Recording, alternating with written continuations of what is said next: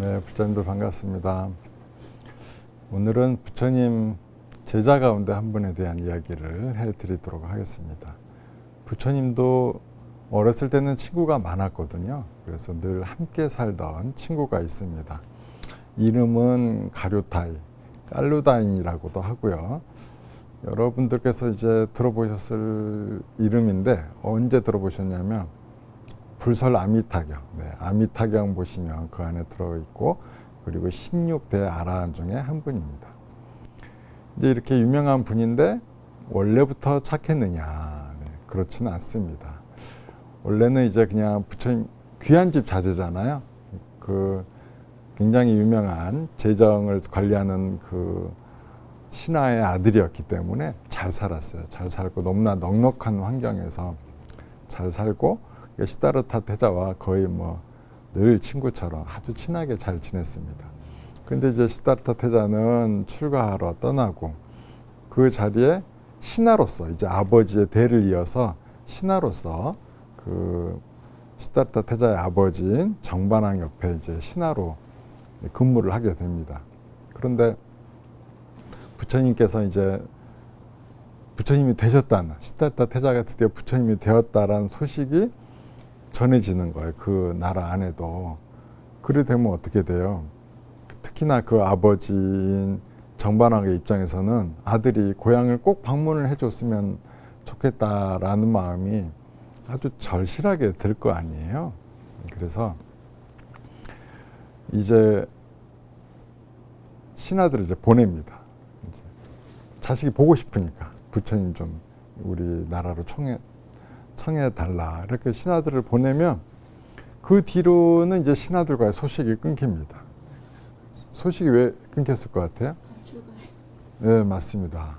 아니, 사람을 보냈으면 임무를 완수를 해야 되는데 부처님을 뵙고 부처님의 법문 한 자락이라도 듣고 나면 안 돌아오는 거예요. 그냥 그 옆에 머물러 버립니다. 수십 명을 보냈어요. 수십 명을 보내도 도대체가 돌아오질 않으니까 이제 얼마나 정반왕 입장에서는 답답하겠어요. 그래서 하도 답답해가지고 누구를 보낼까 고심을 하다가 어쨌든 약속을 꼭 지킬 신하를 보내야 되겠다. 그게 누구냐면 가류타이. 친구였으니까, 친구였기 때문에 아마 그 임무도 잘 완수하고 출가하지도 않을 거다라는 생각이 들었어요. 가류타이를 부릅니다. 너에게 이제 특별한 명령을 하나 내리겠다. 가서 부처님을 좀 모셔와라. 근데 조건이 있다. 절대 출가하면 안 된다. 그래요. 왜냐면 너도 나도 다 출가하니까, 안 돌아오니까. 그래요.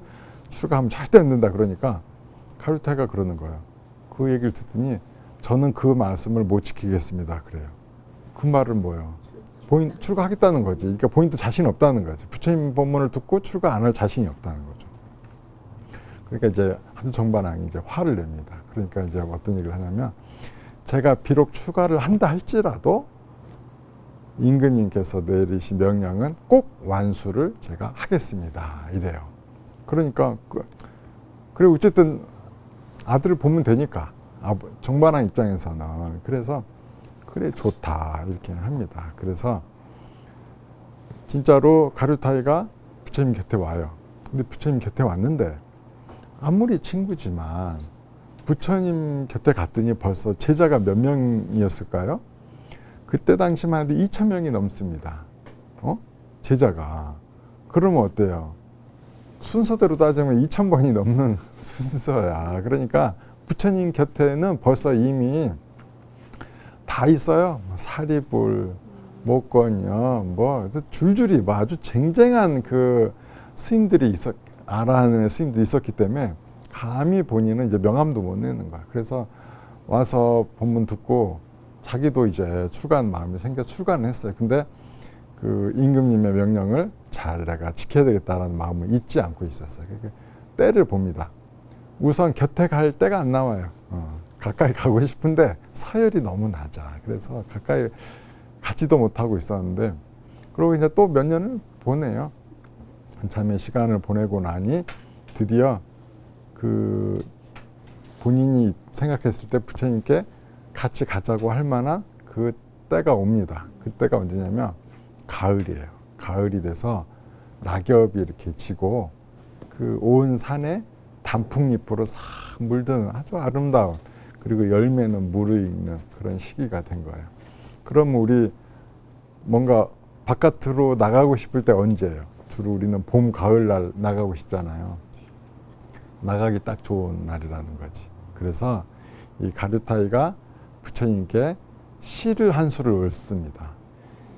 이 가류타이는 기본적으로 아주 훌륭한 가문의 자제였기 때문에 문장력이 뛰어나요. 문장력이 뛰어났기 때문에 글도 되게 잘 씁니다. 그래서 오늘 좀 짧게나마 약간 소개를 해주고 싶어요. 제가 그 부처님을 찬탄한 개송들을 참 좋아하거든요. 제가 아주 좋아하는 부처님 찬탄한 개송 중에 하나가 뭐냐면 부처님의 부인이었던 야소다라가 그 지은 시, 제가 그걸 참 좋아합니다. 그리고 이제 또 하나 좋아하는 게 이 가류타이가 부처님을 초대하는 시라. 이 시는 부처님 이제 때가 되었습니다. 그 아버지가 계신 그 카필라국으로 저와 함께 가시죠라는 그 내용이 담겨 있는 거예요. 제가 한번 읊어드리겠습니다. 거룩하고 당당하신 분이여, 지금은 가르침을 음미하며 즐겨야 할 때입니다. 아름다운 나무들은 꽃을 피워 사방에 널리 향기를 날리면서 잎을 떨구고 열매를 맺습니다. 당당하신 분이여, 이제 길을 나서 행각해도 좋을 때입니다. 춥지도 않고 또한 덥지도 않습니다. 즐거운 계절, 여행하기에 알맞습니다. 부처님께서 서쪽을 향해 로히니 강을 건너시는 모습을 샤카족, 콜리아족이 뵐 수 있도록 하소서. 꿈을 안고 밭을 갈았고 꿈을 안고 씨를 뿌렸습니다. 상인들은 꿈을 안고 바다로 나가 재물을 가지고 돌아옵니다. 내게도 꿈이 있거늘 부디 저의 꿈을 이루어 주소서. 자, 이 시의 내용입니다. 어때요? 우선은 참 좋은 계절이다.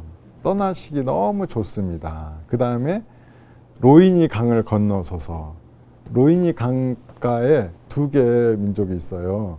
석가족과 그 또 콜리아족. 콜리아족은 부처님의 어머니 마야 부인의 시족이고, 그 다음에 석가족은 부처님의 어떤 시족이 되겠죠. 그래서 그 두 민족이 다 부처님께서 고향으로 돌아가시는 모습을 보여달라. 그리고 농부는 밭을 일구는 꿈이 있고, 어부는 뭐 물고기를 잡는 꿈이 있고, 또 상인은 바다로 나가서 멀리 또 물건을 팔고 돈을 가져오는 꿈이 있다. 나도 역시 비슷한 꿈이 하나 있는데 그것은 부처님께서 이렇게 고향에 가시는 거다라고 이렇게 정말 아름다운 문장으로 이렇게 대놓고 가십시오는 안 합니다. 때가 되었습니다. 그리고 이제 저에게 꿈이 있으니 저의 꿈을 이루어 주십시오. 이 말은 뭐겠어요? 친구로서 부탁하는 거겠지. 친구로서 저의 꿈 하나만, 소원 하나만 들어달라. 근데 그의 소원이겠어요? 그 뒤에는 아버지인 정반왕의 소원이었겠죠. 부처님께서는 바로 그 나라에 가지 않습니다.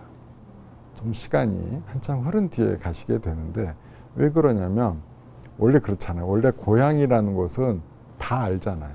다 알아. 그래서 부처님이 되셨지만 부처님으로 보는 게 아니죠.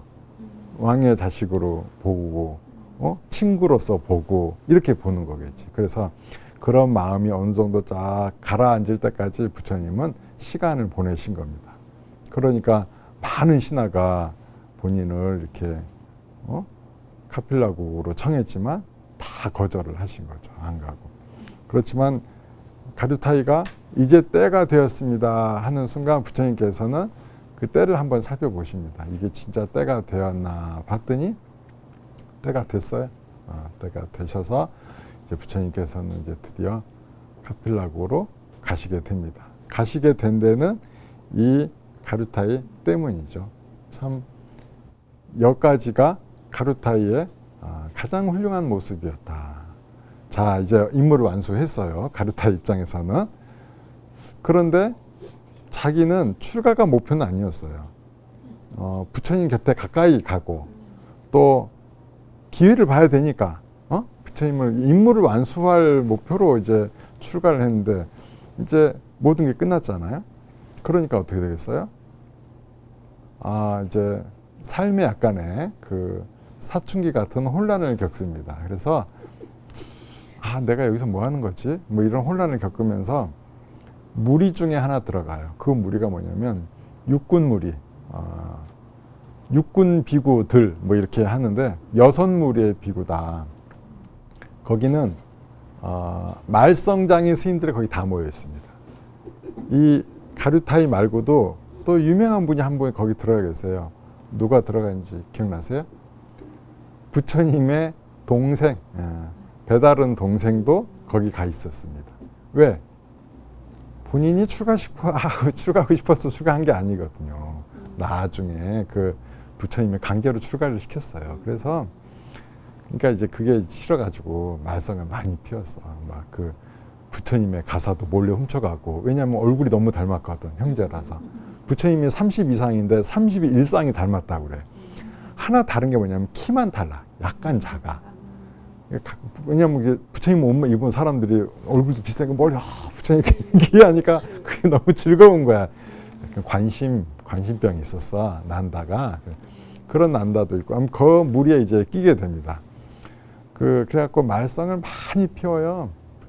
하지 말라는 거 엄청 합니다. 그런데 재밌는 게 이 가류타이는 그 부처님께서 하지 말라고 그러면 하지 말라는 건 안 해요. 근데 굉장히 창의력이 뛰어나서 아무도 생각하지 못한 여러 가지 안 좋은 일들을 해. 그럼 부처님께서 오셔가지고 그거는 잘못된 일이다. 이렇게 계속. 가류타이 때문에 우리가 이렇게 계율이 많이 늘어났어요. 우리가 이렇게 많이 250개까지 지킬 건 아닌데 이 가류타이 때문에 아주 뒤에 이제 우리가 피곤해졌습니다. 어쨌든 그렇게 살다 보니까 늘 좋은 일만 있는 건 아니잖아요. 뭔가 나쁜 행위를 하다 보면 자연스럽게 나쁜 일이 생기게 돼요. 근데 가류타이는 특이하게도 나쁜 일을 최초로는 많이 했지만 부처님께서 하지 말라는 건 잃지 않았단 말이죠. 근데 어느 날 이렇게 길을 가는데 어떤 여인하고 이제 마주 서서 길을 가는데 말이 너무 잘 통해. 말이 너무 잘 통해가지고 그냥 또 음심이 발동해서 이제 일종의 키스를 하려고 그래요. 그러니까 그 여자도 너무 이제 똑같았어. 마음이 통했어. 서로 통해서 해갖고 같이 이렇게 하려고 하는데 갑자기 가류타이의 그 머릿속에 떠오르는 생각이 부처님께서 이런 키스는 하지 말라고 했는데 그래가지고 갑자기 밀쳐내고 돌아옵니다. 왜냐면 최초로 뭐 이렇게 계율을 제정하는데 그런 건 많이 했지만 이건 안 된다 할 때 그 안 되는 걸 한 적은 한 번도 없거든요. 그러니까 갑자기 돌아가. 그 여자 입장은 어떻게 되겠어요? 여자 입장에서 아니 황당하기도 하고 기분도 나쁘고 솔직히 자존심도 너무 상하는 거야. 너무 상하니까 집에 가서 저 양반 내가 혼내줘야 되겠다. 나를 이렇게 무시하다니, 나를 농락한 거 아니냐, 내 마음을 갖고 놀았다 이래가지고 아버지한테 갔는데 이미 아버지 앞에 갈 때 이미 옷을 막 찢어놓고 아버지 세상에 저를 어떤 스님이 이렇게 농락을 했습니다. 그래가지고 얼마나 화가 나겠어요. 얘기를 들어보니까 근데 알고 보니까 스님이 알고 보니까 그 부처님 제자란 말이죠. 근데 이 아버지 입장에서 곰곰이 생각을 합니다. 가만둬서는 안 되겠다. 그래서 혼을 내려고 합니다. 그래서 우선은 잡아다가 두들겨 팹니다. 물속에도 담그고 엄청 패요. 그러고 나서는 임금한테 데리고 갑니다. 데리고 가서 고발을 해요. 우리 딸을 겁탈하려고 그랬다. 근데 혼자 간 게 아니고 한 500명을 데리고 갑니다. 500명을. 자, 근데 왜 500명을 데리고 왔냐면 그 당시 그 왕이 부처님의 독실한 신도란 말이죠. 그래서 부처님 제자들에 대해서는 웬만하면 자꾸 풀어준단 말이에요. 그러니까 아마 고발해도 풀어줄 거다. 그러니 풀어주지 못하게 내가 사람들을 동원하려 500명이나 동원했어. 임금도 보니까 그냥 풀어주고 싶고 그 가류타이가 그 정도까지는 아니라는 걸 알거든요. 그러니까 무죄인 건 같아. 근데 500명이나 왔단 말이지. 500명이 왔다는 건 뭐예요? 지금으로 치면 이제 아주 그냥 여론이 빗발친다는 거지. 법에 이제 위신도 안 쓸 수도 있고 그래서 할 수 없이 형벌을 내립니다. 감옥에 가둬라. 이렇게 하는데 나머지 이제 복수를 했으니까 다 떠나는데 이제 나중에 그 부처님께서 오십니다. 부처님께서 오셔가지고 임금한테 다시 한번 자초지종을 얘기하고 부처님 다 아시죠. 그러니까 임금이 사면을 해줘요. 풀어납니다. 그래서 목숨도 이제 목숨을 잃을 뻔한 위기를 부처님 덕분에 살아나게 된 거잖아요. 이거 얼마나 부처님에 대한 사실 그 전까지도 이제 부처님에 대한 감사함은 잘 알고 있으나 늘 친구 같은 마음이 다 깊은 속에 있었지만 그 목숨을 살려주는 걸 보고 이제 범접할 수 없는 기운을 다시 한번 느끼면서 이제부터 진짜 내가 수행을 해야 되겠다 합니다. 수행 끝에 부처님께 이제 법문 청해달라 하기는 그렇고 아난에게 대신 부탁을 합니다. 그러니까 아난 존자가 따로 이렇게 가르쳐요. 그 덕분에 이 가루타이가 아란의 경지에 올라요. 딱 아란까지 되고 나니까 이 세상을 딱 보고 나니 자기가 육군 비구 시절이 생각나잖아요. 그랬더니 자기 때문에 떠난 사람이 1000명이야. 딱히 자기 때문은 아니다. 그 무리 전체가 일종의 이렇게 불교를 이렇게 싫어하게 된 계기를 만들어준. 그래서 떠난 신도들이 너무 많아. 그래서 내가 저것을 바로잡겠다. 참여하는 의미로. 그래서 내가 1000명을 포교를 하겠다. 그래갖고 집집마다 다니면서 또 불자인 집이거나 불자인 집 가면서 이제 불자인 집으로 다 교화를 시켜요. 그래서 999집을 다 교화를 시켰어. 이제 1000번째 집으로 가는 거지. 1000번째 집으로 가서 이제 그 집은 이제 그날은 그 자기 집주인 되는 보살님이 자기 자식하고 신랑 먹이려고 부침개를 이렇게 해주고 있었어요. 근데 이제 부침개를 이렇게 한참 해주고 먼저 이제 자기 자식을 먹여야 되잖아. 근데 인도에는 그때 어떤 법이냐면 스님이나 또는 수행자들이 오면 공양을 이렇게 주는 게 법도예요. 그런데 보통은 이제 언제쯤 오냐면 식사를 마친 이후 시점에 보통 다 오거든요. 그러면 왜 그러냐면 스님들 입장에서는 그런 거죠. 집에 갔는데 아무것도 준비가 안 됐을 때 가면은 공양을 받기가 좀 그렇잖아요. 없는 걸만 만들어줘야 되잖아. 근데 스님들은 집에서 하고 남은 음식을 이렇게 달라 이런 입장이었기 때문에.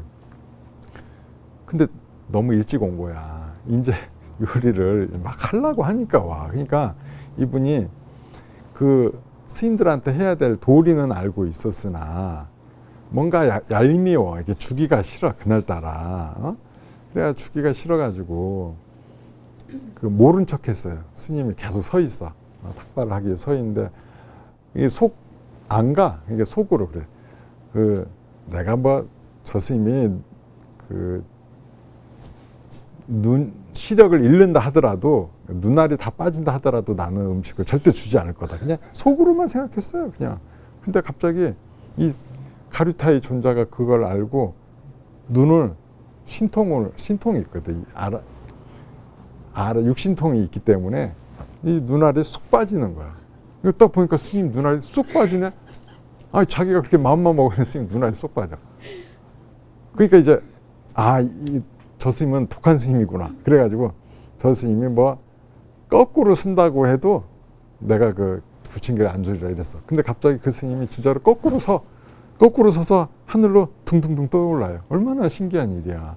근데도 주기가 싫었어. 주기가 싫어가지고 내가 저 스님이 죽는다 해도 절대 안 줄 것입니다. 하고 이제 속으로 막 오는데 갑자기 이 스님께서 갑자기 돌아가셔 버리는 거야. 그러다 귀에 대보니까 심장이 안 뛰어. 손을 대보니 호흡도 없어. 그러니까 스님 제발 살아만 나시면 제가 뭐든지 다 드리겠습니다 했어. 근데 이 스님 갑자기 그때 또 살아나네? 그러니까 스님이 신통으로 죽은 척을 한 거지. 살아나서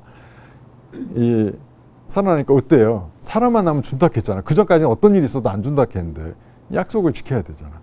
근데 그것도 주기가 싫어. 그래서 하나만 네 개만 딱 주려고 그랬어. 이게 내가 하나씩 띄는데 오라 붙어 있네 부침개들. 그리고 같이 딸려오는 거요. 4개 넘어 5, 6, 막 10개, 20개 계속 줄줄이 붙어 갖고. 그러니까 이제 가루타의 존자가 그러는 거예요. 보살님 저한테 몇 개 주실라 하셨습니까? 하니까 예, 전 4개만 드리려고 했습니다. 아, 그러면 저 말고 그 제가 머무는 절에 부처님도 계시고 여러 스님들도 있으니 그 승가에게 그것을 보시하십시오 이랬어요. 그 말 듣고 나니까 아, 내가 이 스님을 잘못 봤구나. 뭐 먹을 거 탐내러 온 스님이 아니라 진정한 보시를 원했던 스님이구나 싶어가지고 그 부침개를 더 많이 해가지고 스님들께 다 공양을 올립니다. 그래서 이제 1000집을 또 이렇게 포교를 하게 됐어요. 그러니까 이렇게 신통이 뛰어났기 때문에 부처님께 또 칭찬도 받고 16나한들이 보면 다 신통이 있으신 분들이라 이분도 그렇게 신통이 있었기 때문에 16나한의 그 위치에 또 오르게 된 겁니다. 그래서 우리가 이 가류타의 존자에게 볼 수 있었던 모습은 뭐냐? 우리가 살면서 뭐 잘못을 행할 수도 있어요. 잘못할 수도 있고 사람이니까 반복해서 잘못된 일을 하잖아요. 근데 하지만 이 가류타의 존자는 본인이 잘못을 뉘우친 이후부터 뭘 했냐? 본인 때문에 불교를 버린 사람들을 다 다시 포기했단 말이에요. 그래서 원상복귀 시킨 거예요. 우리가 사실은 원상복귀는 잘 안 하잖아요. 사과는 하지만 원상복귀 시켜주고 사과하는 게 아니고 그냥 사과하는 경우가 많습니다. 하지만 가류타의 존자는 모든 것을 다 원상복구시켰다.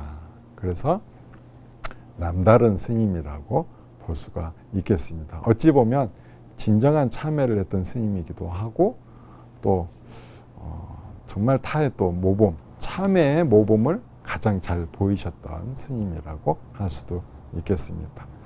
자, 우리 살면서 늘 잘못을 하기도 합니다. 하지만 그 잘못을 돌이켜서 뉘우치고 그리고 또 내가 손에 끼친 것들이 있다면 그것을 원상 회복시켜주는 것도 참의 하나일 것입니다. 가류타의 존자처럼 좋은 신통도 많이 얻고 또 올바른 참회도 하는 참 부자 되시기를 바라겠습니다.